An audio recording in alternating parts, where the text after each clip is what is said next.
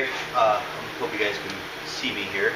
As you can see, I have this, let's get down here a little bit.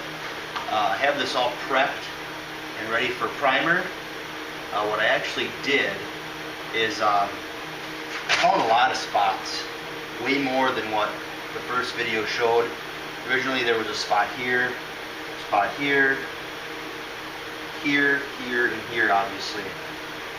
What I found is that there was little chips here and there. What that's telling me is that there was either damage from a broken window, which tempered glass will chip. Maybe this back window at some point in its life had been shattered. Maybe it was close to another vehicle who had a window shattered. Or those were signs of corrosion starting. Those spots weren't big enough. They don't look anything like these spots. Some of these are actually pitted quite deep. And I did the best I could to clean them out. Obviously it went 180, 220, 320, 400, 600, 800, full panel. I also have a wire wheel, a fine wire wheel. Cleaned these out the best I could. I wasn't satisfied with that, so I did actually use this product here, this Port 15 Prep and Ready. Something that I've just recently started to use, and it stinks, like smells, so it probably works.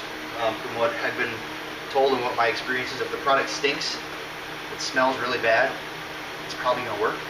And also if it smells really bad, you should wear a mask. Keep that in mind. So what I did is I actually scrubbed those areas. Let me put this down. Scrub those areas with a gray Scotch-Brite with that soaked. Scrubbed everything really good. You might not be able to see from this far away, but you can actually see where the etch primer, the original etch primer, actually, it didn't hair up or lift up, but it discolored, which means that that acidic property worked. All of these areas actually turned black. I scrubbed them again with water, cleaned them all out. What I'm going to do now is I'm going to prime with epoxy primer rather than a direct metal surfacer. I've always was told, and I'm a believer in it, that fiberglass and aluminum should be sprayed with epoxy primer prior to a surfacer. Now they do make direct metal surfacers, which I am also a big fan of. With this much bare aluminum and knowing what causes the problem, which is these items actually cutting into the paint, I want to make sure I have as much protection there as possible. Should I put an etch primer on here first? Maybe, but this I'm using Martin Senior CP400 epoxy primer, which does not actually recommend in its TDS sheet to put down an etch primer first, so I'm not going to do that. I may have to still do a direct metal surfacer over the top if I cannot achieve proper fill in some of these small pits. So I'm ready to go, the gun is loaded. I'm going to give you an action shot here. I'm just going to spray real quick. My plan for tonight was to get this primed. I'm going to get there. The inside lip of this gate needs some attention. What I will do next, I don't have paint here, it's ordered. Tomorrow night I'll have paint. So I'm going to actually seal or repair, treat, seal, and paint the inside of this gate. If I need to do any touch-up priming at that time on the outside of the gate, that's when that'll be done. The vehicle is completely bagged. It'll stay bagged until it is complete at this point. So let me grab the gun, and I'm going to shoot a coat of primer on here. It is extremely muggy here tonight. It's got a strong 85 degrees air temp. My humidity is, man, I can't even take a guess what the humidity is, but it is thick. So I'm not sure how well this is going to dry. I'd like to put 2 coats, 3 coats preferably of the epoxy on there. It's all going to depend on how much hiding I can achieve. And I'm not looking for necessarily film build because there's no body work here obviously, but I just want to make sure that I have my pits covered, filled properly, not bridged. That's a big thing. I do have a couple larger pits here in the bottom. that I have to keep an eye on. If I have to take an acid brush and actually brush the primer into those, I have no problem in the world doing that. So I'm going to grab the gun.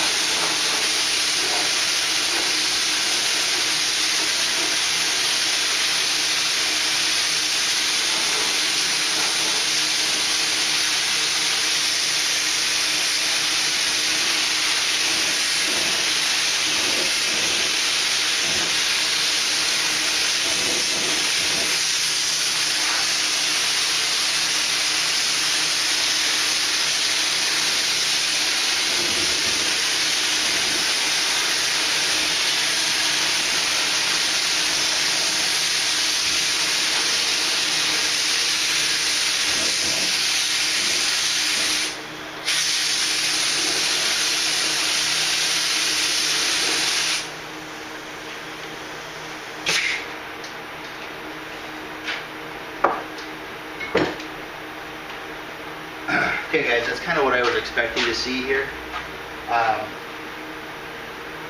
The pits really make themselves obvious at this stage. Let me give you a look here. Excuse the shaky cam. I don't know if you guys can pick this up or not. There's one. You know, there's still some pretty good pits in here. It's not horrible. This spot up here, there, you can really see in the light. That's not dirt in the primer, guys. That's actually the pits. And I guess maybe pits isn't the right term. I don't really know. I guess pits maybe would be the right term. But that's not shit in the primer, guys. That's the texture of the aluminum at this point. Some of these, you know, where these chips were, I'm not worried about. But it definitely looks like I'm gonna have to let that flash for a bit, and then it's all gonna depend on how this stuff flashes. Honestly, I would like to say that I'm gonna just put 2 coats on and I'm gonna be good, but I may have to actually glaze those. But now, you know, would be the time. After the epoxy is down, to actually put a thin layer of polyester glaze to fill those pits, and then do the direct-to-metal sorry guys, do the direct-to-metal surfacer over the top of that. See, this shows the Goya. Anytime you think you got a simple wham bam, thank you ma'am job, you come into things like this where it's not just a sand and paint. It's not just a scuff and paint. Well, now there may be body work involved, and that's just some of the things that you run into doing things in this hobby. Nothing is ever as easy as it seems. Ever. So let that flash good. I might even set up a fan here to get some air moving over this thing. I need to get in touch with VW Darren, and need to get one of those, I guess you call them a hydrometer thermometer combos. I haven't seen anybody else that makes those. I'm sure there's other companies that do make them, but need to get one of them. So I'm going to take a break here, guys. I'll probably bring you back in a little bit and show you what the end result was for the night. Thanks.